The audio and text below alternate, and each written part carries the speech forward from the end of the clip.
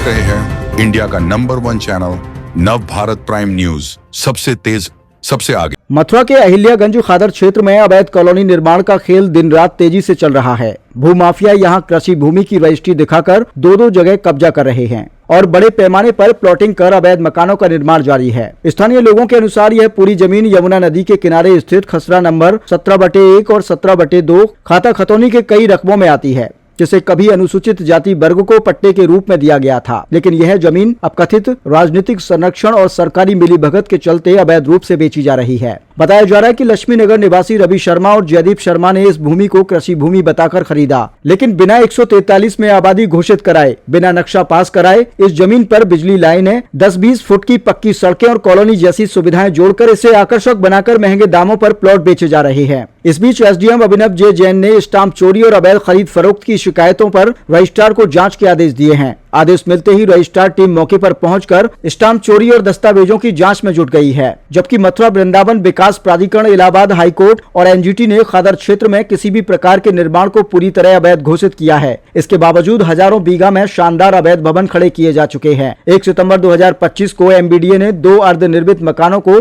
Bulldozer से ध्वस्त भी किया था, लेकिन स्थानीय निवासियों का आरोप है कि भूमाफिया राजनीतिक संरक्षण और प्रशासनिक मिलीभगत से फिर से निर्माण करा रहे हैं।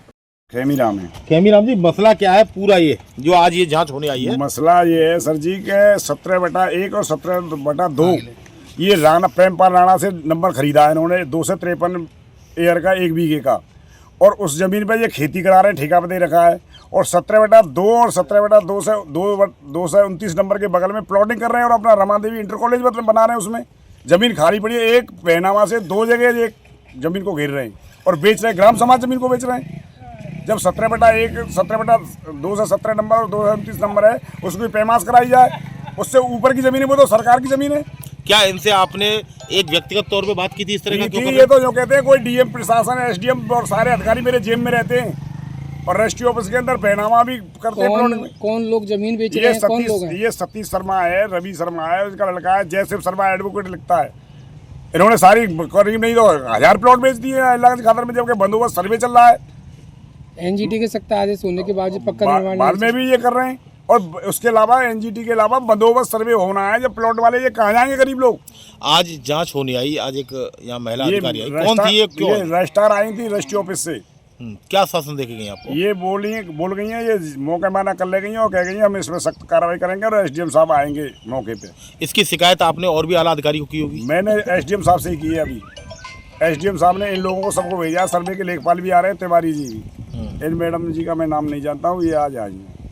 तो अभी तक यहाँ कितनी कार्रवाई आपने कहाँ की गई? मैंने केवल एसडीएम साहब को दी है। अभी तो उन्होंने जांच की है? उन्होंने जांच दी है एसडीएम साहब ने, और मैंने मौके पे मैडम को बता दिया है कि ये जमीन 2 जगह कैसे कब्जा करके बैठा है। ये कितनी बीघा जमीनों में कॉलोनी काट रहे हैं? कम से कम 10-12 बीघे जमीन में प्लॉटिंग कर चुका है। खसरा नंबर 5 का भी रोड डल रहा है मेरे बराबर में, मैं 4 में बैठा हूँ, मेरा एग्रीकल्चर का बैनामा है। कितने समय से लगातार काम ये कर रहा है? करीब नहीं तो 2012 तक इस काम को कर रहा है प्लॉटिंग का।